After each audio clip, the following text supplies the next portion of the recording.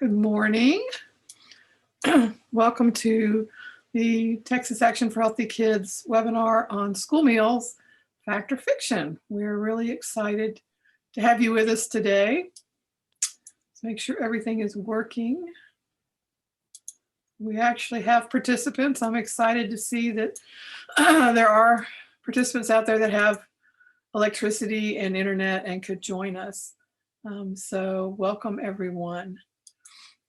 I'm excited that we have with us today Helenka Ostrum from Texas Department of Agriculture, and excuse me, allergies are killing me, Krystle Haney, also at Texas Department of Agriculture.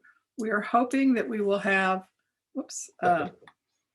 Beveylon Concha with Judson ISD joining us.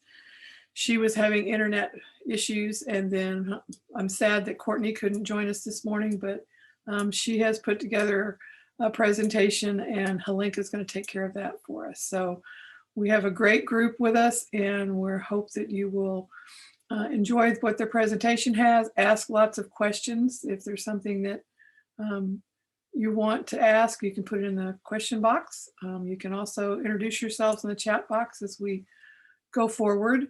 There is a phone option if you have trouble hearing via your computer, or if you have trouble on your phone, you can try your computer. Everybody will be muted. You can submit questions through the question box. We love people to chat, make comments, and introduce themselves in the chat box. And then we are recording this webinar, so you can share it with others or review it yourself if you need information that you didn't get notes on. We will send a webinar link and slides following the webinar, hopefully within the next few days, barring any internet interruptions or electricity issues.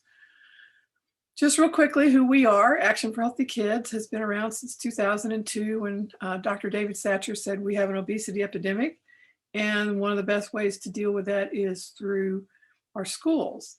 So they established teams across the US in every state.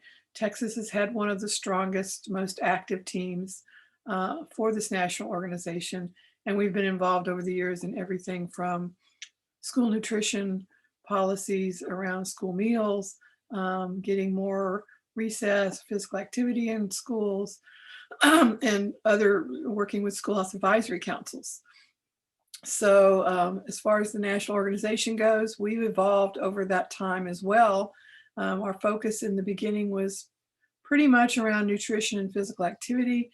Now we look at the whole child model, and we are spending a lot more time working on things like social emotional health, diversity, and looking at the root causes of the child health crisis. So we're excited that we've been able to expand our scope. You will find a lot of great resources on our website. National organization does a lot of good webinars that you might be interested in attending. We do have grants, and those we hope will be opening up in March. And if you're on our email list, you will get that information. There are quite a few resources around COVID-19, as well as the webinars and different training opportunities, and a lot of tip sheets for parents and for schools. So check those out when you get a chance. And I am going to turn this over to Helenka, I think, who is going to start us off, and then she'll pass it on to her partners, and then hopefully we will get Beveylon on for the second half of the webinar. So take it away, Helenka. Great, thank you so much, Michelle. Thank you all for joining us today. My name is Helenka, and I'm a program specialist at the Texas Department of Agriculture. Today, we are going to be talking about school meals in Texas. Next slide, please. Here is our webinar agenda for today. First, we will provide an overview of school nutrition programs and discuss the nutrition behind school meals. Then we will talk about 4 TDA initiatives that get students and the community engaged with school meals. And finally, we'll discuss how you can get involved. So we'll get right into it with an overview of school nutrition programs. The United States Department of Agriculture administers the federal child nutrition programs, including the National School Lunch Program, which many of you may be familiar with. In Texas, the Texas Department of Agriculture administers many of the federal nutrition programs. The Texas Department of Agriculture's Food and Nutrition Division serves millions of Texans through the administration of 12 federal child and special nutrition programs for the state of Texas. Programs include the School Breakfast Program, National School Lunch Program, and the Summer Meal Programs. You can see the complete list on the right-hand side there. These nutrition programs exemplify eating right for Texans of every age and background and help them build a bridge to success. The child nutrition programs administered by TDA, that's our acronym that we use for the Texas Department of Agriculture, are a community effort. You can have a big impact in your community by developing community partnerships to help more children have access to meal programs. As a state agency, we can create awareness at the state level, but we really do rely on our community partners and student leaders to amplify our messages within their communities. You'll hear more about how you can get involved later in this presentation. In Texas, over 8,000 schools participate in the school breakfast and the National School Lunch Program.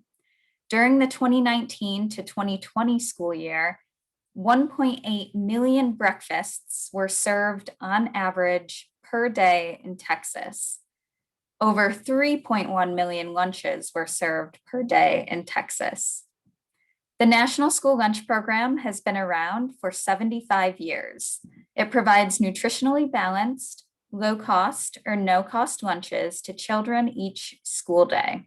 The price that a family pays for a meal through the National School Lunch Program is determined by their household income.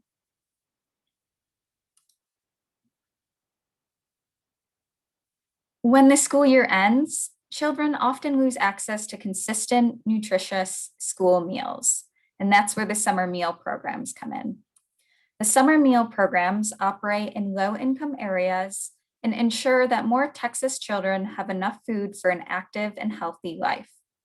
The summer meal programs provide meals at no cost to children 18 and younger and enrolled students with disabilities up to 21 years old. The summer meal programs include the Summer Food Service Program and the Seamless Summer Option. If you hear either of those two program names, just know that they are part of the summer meal programs. In summer 2020, this was really just a summer that school staff and our community partners went above and beyond to make sure that children were getting fed during the COVID-19 pandemic. In summer 2020, there were over 90 million meals served. That is just astounding. In comparison, in 2019, there were over 15 million meals served. The huge increase in meals distributed in summer 2020 can partially be attributed to the program flexibilities that were in place due to COVID-19. The U.S. Department of Agriculture provided waivers that allowed program operators to distribute multiple meals at one time, and meals could also be picked up and consumed away from the summer meal site, which hadn't been possible in previous years. And you can see that last summer, there were over 6,000 summer meal sites located at schools or community organizations and parks, wherever kids would gather during a typical summer. This summer was a little bit different, but still our community partners and schools were going out there, making sure to set up locations where families could come and get these grab and go meals for their children. COVID-19 has also impacted how school meals are served. So we'll get into that now. School meals are still being served and distributed during COVID-19. Schools may be doing a variety of meal delivery models to ensure that students have access to nutritious meals. For example, Some schools may be providing meals at school for students learning in person, but students who are learning virtually can also access meals this school year. Many schools are providing grab-and-go meals where parents or guardians can stop by meal distribution site locations to pick up meals for their children. Some schools are even delivering meals to their student homes, or they're setting up pickup locations that are in neighborhoods. Some schools are distributing multiple meals at one time. So when a parent stops by, they can get 3 days worth of meals or even up to a week's worth of meals per child. Each district determines the meal delivery service options that work best for them. Next slide, please. USDA has issued many waivers for schools to operate with more flexibilities during this 2020 to 2021 school year. Families should contact their school to learn more about meal service options that their school is offering. Families can look up contact information for public schools at texasschools.gov. Now, typically the summer meal programs that I described only operate during the summer months. However, due to COVID-19, the U.S. Department of Agriculture has released waivers for this school year that allows schools to either implement the National School Lunch Program or one of the summer meal programs. Parents are encouraged to check with their local school to see what program their school is operating. If a school is operating one of the summer meal programs, they will have a meal site that is open to all children in the community under the age of 18. At these meal sites, all children 18 years old or younger can receive a meal at no cost. If a school is operating the National School Lunch Program, the child must be enrolled at that school to get a low cost or no cost meal. There is a misconception about who can get a school meal, and I just want to clear this up. So by participating in your school lunch program or in one of these school nutrition programs, you're not taking a meal away from another child. There are plenty of meals to go around.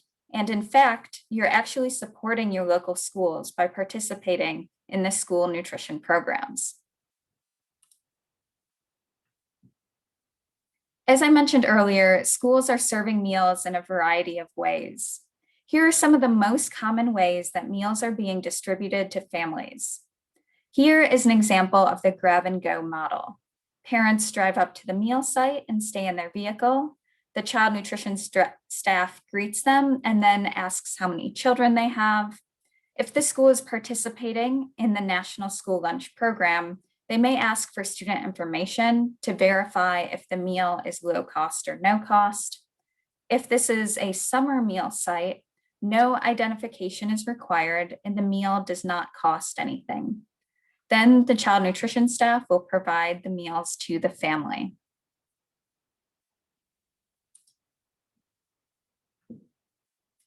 And this next diagram is an example of walk-up meal service when families could also get grab-and-go meals. We aren't seeing as many of the walk-up meal service, especially with the cold weather right now, but as it gets warmer, we'll be seeing more of these meal sites will be popping up again. And finally, here's an example of the home delivered meal model where a school bus may be driving to homes and then they're delivering meals directly or to apartment buildings and ensuring that children are still able to get the nutritious school meals. Though there have been changes in the method of meal delivery to students, the nutritional requirements for school meals have continued to stay strong even throughout COVID-19. So all meals still must meet federal nutrition requirements. Let's discuss some myths and facts about school meals. This first statement, school meals haven't changed in the last 20 years. This is a myth. When many people think back to their school meals, they may mistakenly think that school meals still look the same and they haven't changed very much. But that is incorrect. The current meal requirements were updated in 2012 to align with the dietary guidelines for Americans. Think more fruit, vegetables, and more whole grains. In the next slide, we'll go into more of these changes in detail. The next statement, school meals are primarily comprised of unhealthy foods, is also a myth. While many school meal items might look similar to items found in the store or could be comparable to some foods at fast food restaurants, many packaged items have actually been formulated specifically for school meals. The foods have to have less sodium and they have more whole grains than the versions you can actually buy in the store. School lunches often offer more fruits and vegetables than packed lunches from home. This is a fact.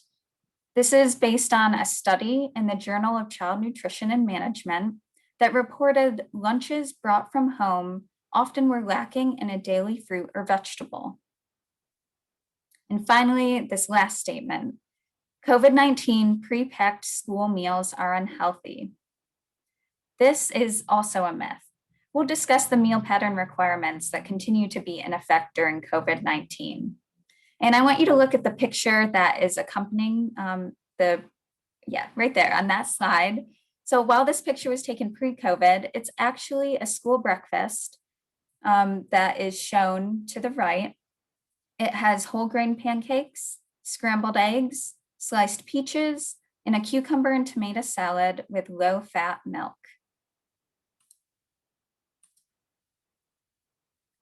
While there have been some changes to the way school meals have been delivered during COVID-19, the main meal components have stayed the same. For breakfast, the meals must contain at minimum a grain, a fruit, and a milk.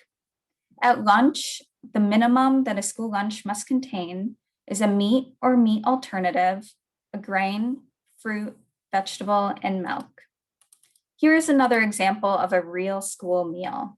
There is whole grain spaghetti with meat sauce, roasted mixed vegetables, spinach and mandarin orange salad, and a fresh orange with low-fat milk.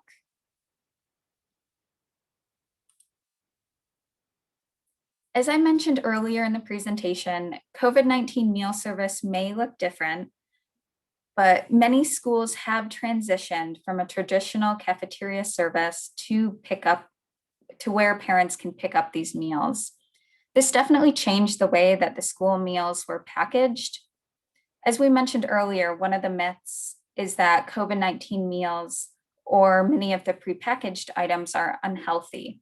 And I just want to reiterate that all of the meal pattern requirements have remained the same. So the prepackaged food items still have to meet overall the meal pattern requirements.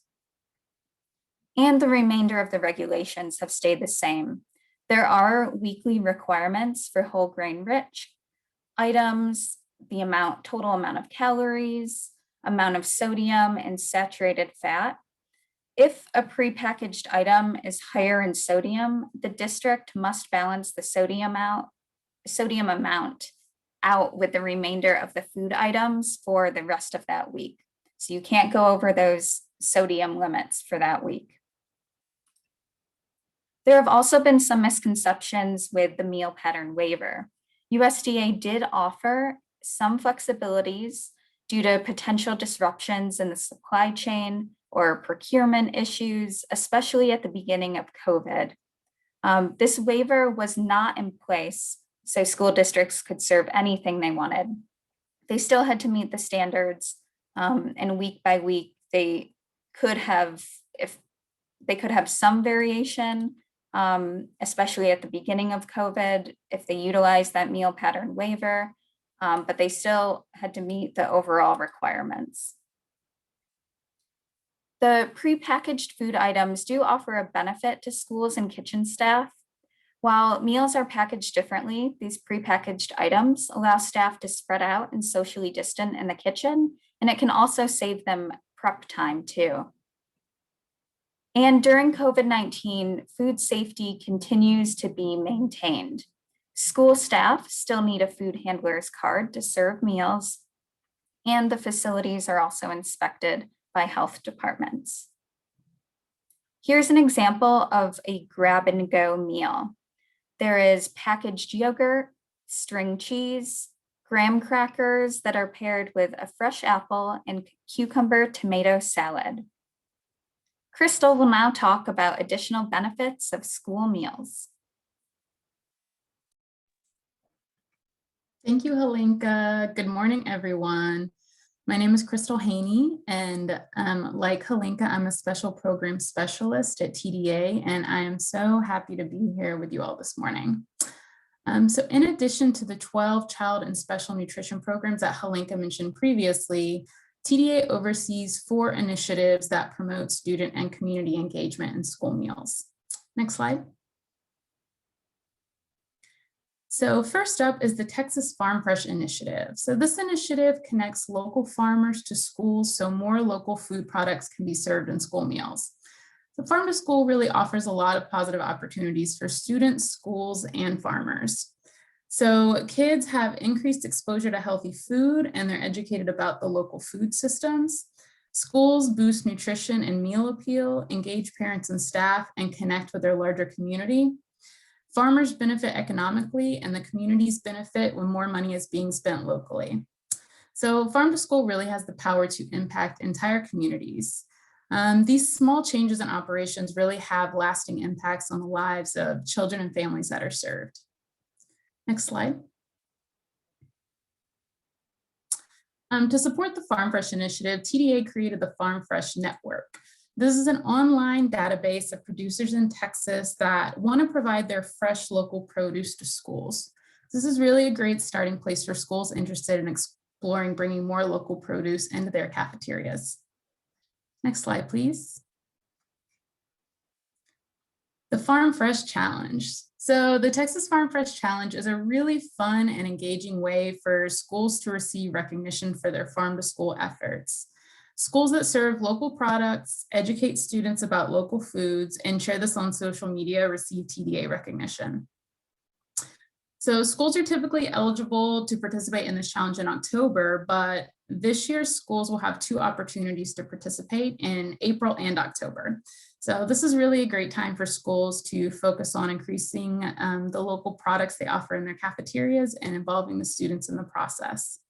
In the last NSLP Farm Fresh Challenge, 3,869 meal sites participated across Texas, and 14.75 million was spent on local food purchases during that Farm Fresh Challenge period. So that's a huge win. Registration for the Spring Farm Fresh Challenge is actually open now, and I will share the web address for you to find more information about that challenge on the last slide. Next slide, please. So to support schools interested in Farm to School, TDA has created many online resources available on our website. These resources can be used in the classroom or for at-home learning to teach students about gardening, seasonal produce, cooking, and more. Some of the most popular resources are the Harvest of the Month series, which highlights one seasonal produce item that is grown in Texas each month. The Let's Get Growing 4-step series that walks you through building a garden program. The Cooking for the Seasons cookbook, which is a seasonal cookbook with over 50 standardized recipes for child nutrition, and a taste testing toolkit. And all of these resources and so many more are available on squaremeals.org/Texas Farm Fresh. Next slide, please. So as Helenka mentioned, the National School Lunch Program and the School Breakfast Program serve millions of meals every year to children in Texas. Now, these programs have a huge impact on children inside and outside of the classroom. So National School Lunch Week and School Breakfast Week are national week-long events that celebrate the importance of these programs. And to help school highlight and recognize these weeks, TDA creates materials and resources for schools that are created with winning artwork from the You Art What You Eat art contest that I'll actually discuss on the next slide. The materials that we create range from logos and Zoom backgrounds to morning announcement scripts, punch cards, and recipe books. So School Breakfast Week is actually coming up. It's right around the corner, March 8th through 12th. And we encourage you to visit squaremeals.org/SBW to download these free resources to celebrate school meals at your school. Next slide, please. So if you didn't know, TDA has an art contest, the You Art What You Eat art contest, open to students statewide in K through 12. This contest engages students in really learning about healthy nutrition by encouraging them to use their imagination and illustrate healthy school meals based on a theme. The winning entries from the contest inspire designs for cafeteria posters, social media ads, flyers, and other TDA resources that schools across Texas will use for celebrating National School Lunch Week and School Breakfast Week. So there's a different theme every year for the contest. Last year's theme was space inspired, as you can see on the slide on your screen. It was blast off with a healthy school lunch or breakfast. And this year's theme is feed your creativity with a healthy school lunch or breakfast. And so we're actually accepting entries right now for the art contest. The deadline is Friday, April 2nd, and you can learn more at squaremeals.org/art contest. Next slide, please. So the last initiative I'm going to share about today is the Health Ambassadors for a Ready Texas program, or HEART. So HEART is a student leadership program for high school students who are enrolled in a Texas school that participates in the National School Lunch Program. So HEART really engages student leaders to champion healthy eating and wellness within their school community. So the HEART mission, as you can see on your screen, is to promote school nutrition programs, increase awareness of healthy eating in Texas agriculture, and provide food and nutrition program feedback to TDA. So students apply to join the HEART program with a HEART advisor, who is typically a teacher at their school, and they collaborate with their advisor and school nutrition staff to complete monthly activities. HEART is in its second year right now. This year's HEART program has 122 students from 23 high schools and 17 districts across Texas. So we were thrilled to have so many applicants this last year, and we're hoping to have an even larger cohort next year. Next slide, please. So students have had a tough year, as we all know, but despite the pandemic and virtual learning, our HEART students really went above and beyond. So the photos on your screen show some of the examples of the activities that they planned this year. So top left, the health ambassadors at United ISD organized a gratitude parade for school nutrition staff for Farm to School Month. In the bottom left corner, there's a photo of the HEART student from Lytle ISD who recorded PSAs about school lunch during National School Lunch Week using the TDA Zoom background. And the top right, you can see the banner from a newsletter that the health ambassadors at Laredo ISD actually created. And in that newsletter, they listed meal service times and facts about school meals to bolster participation in curbside meals. And in the bottom right corner, you can see the collaboration between HEART students, their advisors, and school nutrition staff at Sherman ISD as they plan for National School Lunch Week events. So HEART applications for the 2021-2022 school year are opening this March, so right around the corner. So please share this opportunity widely, which takes me to my next slide. So to learn more about the initiatives that were just mentioned, you can visit the links on the screen. And I know Michelle is sending out a copy of these slides, but I put them all here so you can easily just snap a picture if you wanted to go ahead and navigate and learn more about these initiatives. And next slide, please. So with everything you've just learned about the importance of school meals, we really invite you to raise awareness about school meals to families in your community. To reiterate what Helenka said, by participating in school meals, you're supporting schools and your community. And with summer right around the corner, if you are interested in receiving tools and resources to promote the summer meal programs, you can email the address on your screen and sign up for TDA's new newsletter, The Summer Breeze. And I believe the next slide just had some contact information. Yep. Thank you all so much. Thanks so much, Krystle.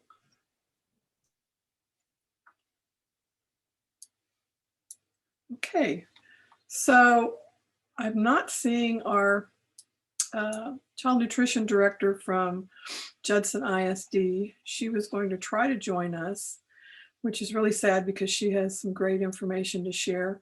I'm going to go ahead and go through her slides just so that you get a general idea, and hopefully we will be able to have her back on another webinar in the future. So thank you, Beveylon, for putting together these slides. We asked her to talk some about the COVID challenges, what she's experienced and what kind of impacts it's had. And of course, as many of our child nutrition departments have experienced, there's been a decrease in participation, which also means a decrease in revenue. Many of the school districts have had less than 50% of their students participating while they're remote or while they're in a hybrid situation. So that's required the school districts to look at what they can do to reduce costs and eliminate anything that is considered unnecessary. Staffing, I know I've talked to different districts where staffing is, they're trying not to reduce active staff members, but if a staff member was to leave, they weren't replacing them, which is really difficult right now because doing these grab and go meals and having to do all the prep work they're doing takes more work than it would if they were just in the schools. Excuse me. They've made a lot of changes to their menus to accommodate the different delivery methods. They've revised to use more commodities and entitlement. It's really a challenge because the participation rates are impacted based on absenteeism, or if one student is discovered to have COVID, that may take out an entire class. So constantly having to deal with all of the changes that are taking place because of COVID-19.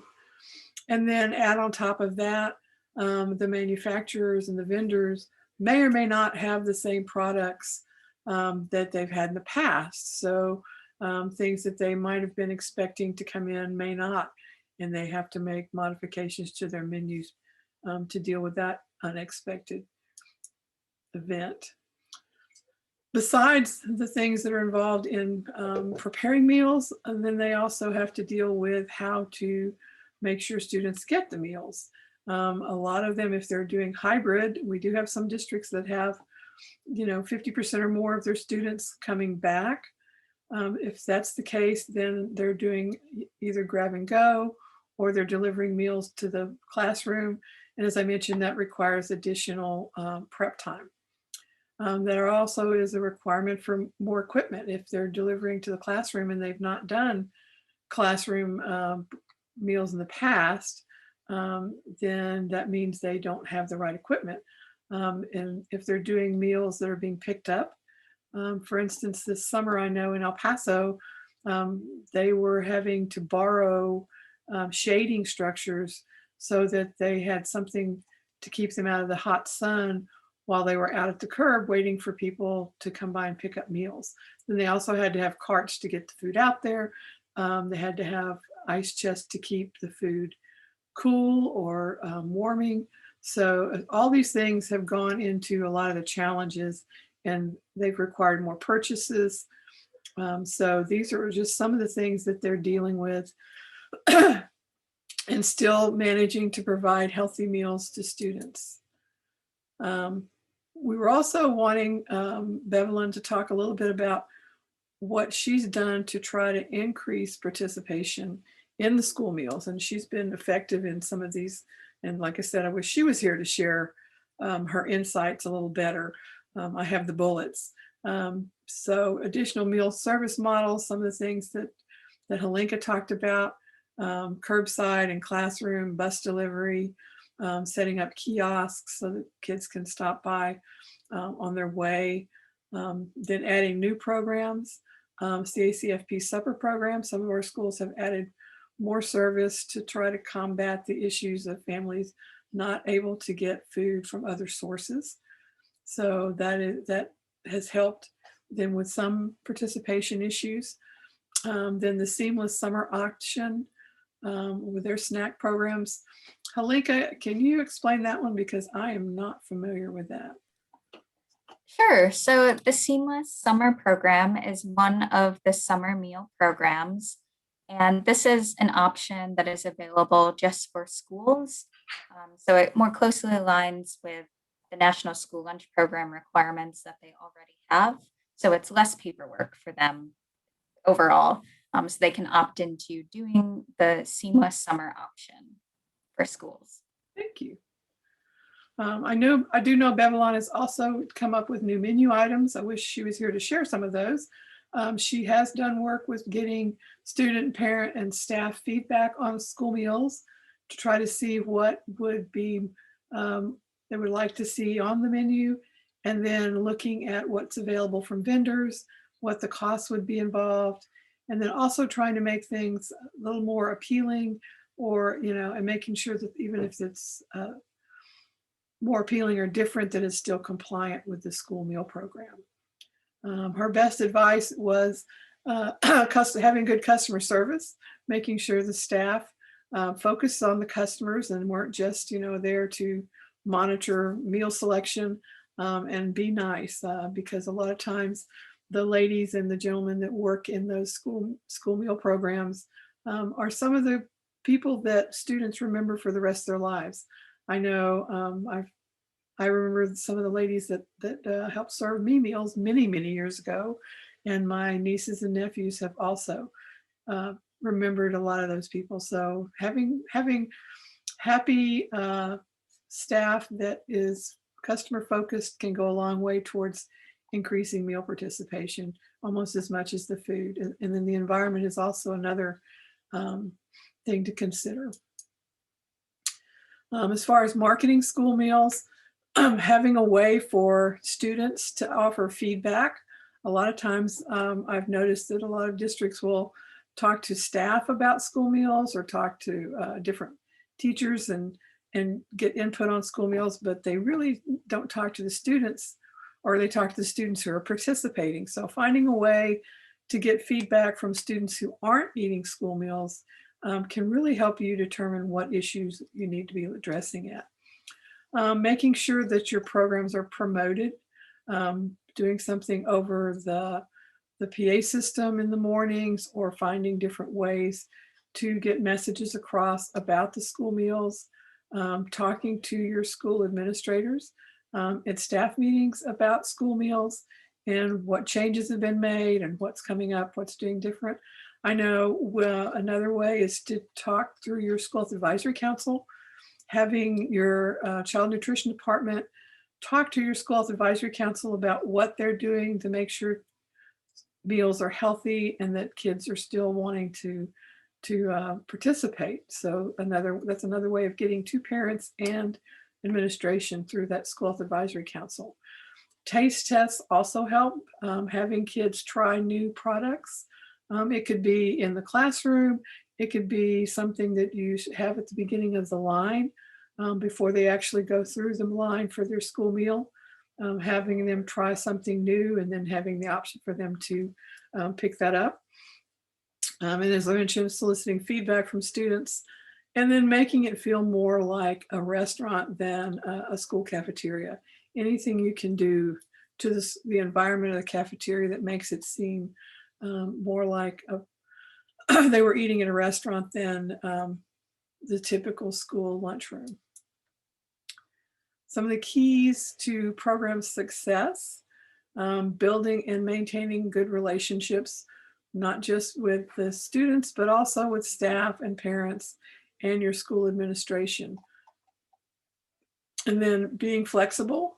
Sometimes we get stuck in a rut of things that we see, this is the only way we can do it, but looking at different options, there's a lot of great ideas out there that you can look at. There are School Meals Rock with Dale Hayes is a great place to look for new ideas and innovative approaches to school meals.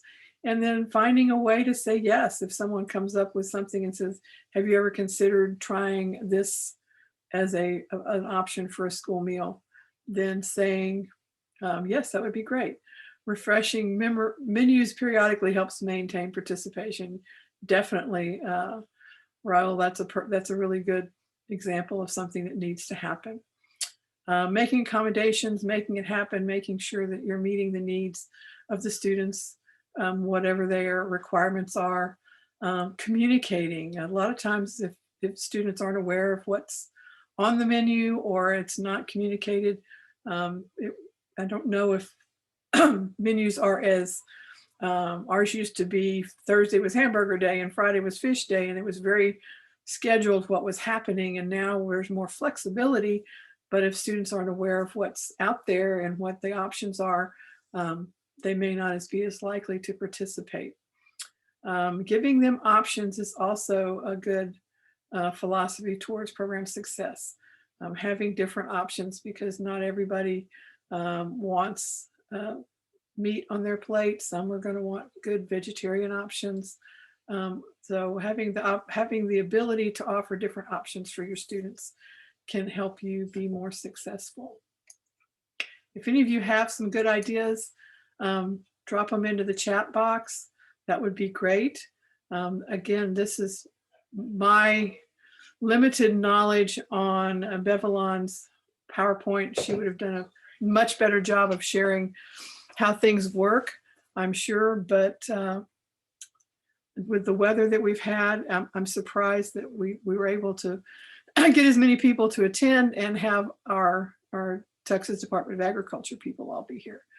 So this was a slide from last year, but it was a great slide that shows their active school nutrition, child nutrition department staff. Does anyone have questions? I'm not seeing anything in the question box. There was one early on.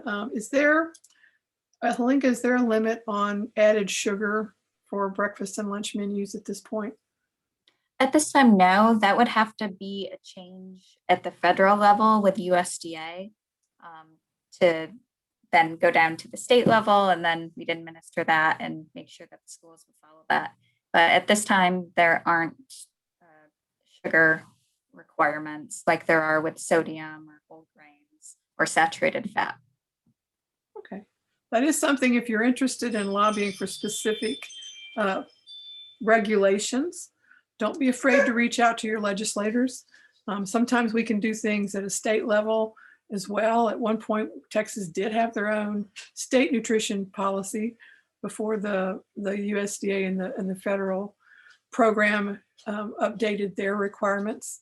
So it would be great to have input to your state legislators or your federal legislators on different requirements and what your thinking is. We will have a new regime in place soon, and who knows what we'll be able to do with this next round.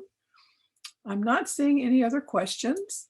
I will let you know that we have a couple of webinars coming up in March.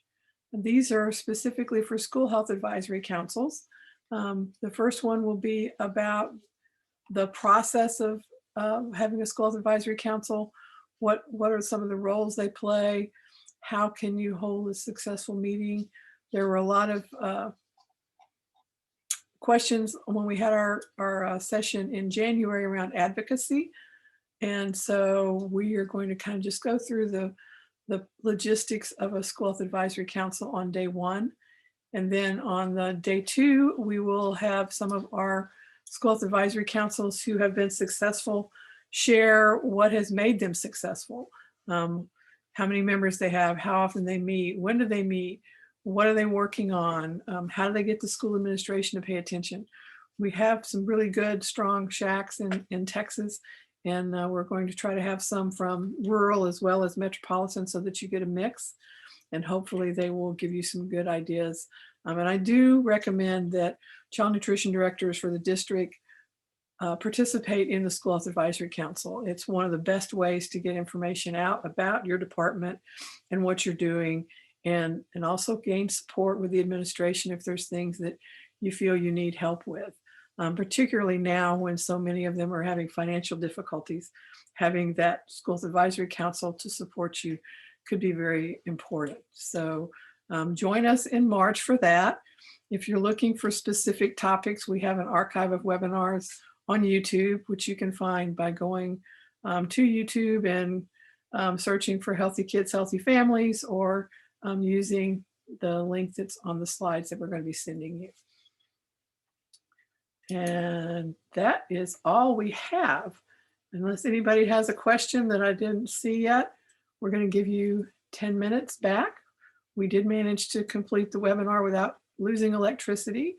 I hope that you are all staying warm and safe with this weather, and that by the end of this week, maybe we'll be back to some typical Texas sunshine and warmer temperatures. Thank you all for joining us today. We appreciate you, and we wish you a great month, and we will see you in March.